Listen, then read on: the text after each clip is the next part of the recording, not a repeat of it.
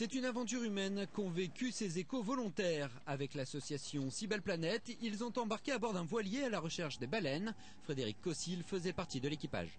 Samedi 24 juin, 16h, le Jenny, un voilier de 42 pieds, quitte le port de Fréjus, direction les îles de l'Airain.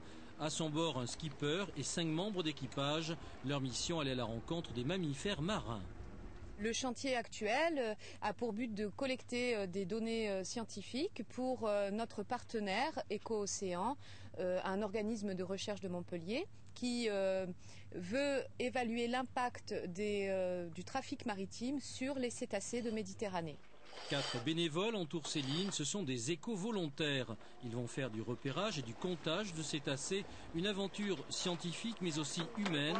Durant une semaine, ils vont apprendre à vivre ensemble et participer à toutes les tâches sur le voilier. Des activités donc on va faire en commun, comme la cuisine, ou se restreindre au niveau de l'eau, ou alors se relayer pour tenir la barre du voilier ou faire les quarts de nuit. On va apprendre à découvrir les personnes avec lesquelles on vit, et c'est d'autant plus intéressant qu'on partage les mêmes centres d'intérêt. Tu te mettras devant, Céline, pour jeter l'ancre quand je te le dirai, quand le bateau sera arrêté. Philippe, tu vas enrouler la grand voile.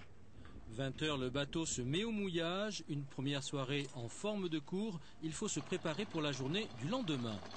Le rorqual commun, Balaenoptera physalus, qui mesure une vingtaine de mètres. Dimanche 25 juin, 7h, tout le monde est à son poste. Le voilier prend le large vers le sanctuaire Pélagos, une zone protégée qui s'étend entre la France, l'Italie et la Sardaigne.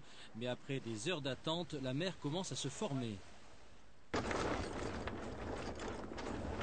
Il faut faire demi-tour pour se mettre à l'abri. La rencontre avec les cétacés n'aura pas lieu. Pas vraiment une déception pour Philippe. Dans mammifères marins, il y avait marin en premier pour moi avant mammifères. Car ce que recherchent les éco-volontaires, c'est avant tout le dépaysement. Ces formules où on peut mêler l'utile à l'agréable attirent chaque année de plus en plus de monde. Je fais des études de biologie, donc ça cadrait dans le cadre de mes études. Et puis aussi pour l'aventure humaine, et puis pour me balader sur un bateau au milieu de la Méditerranée, prendre un petit peu des vacances.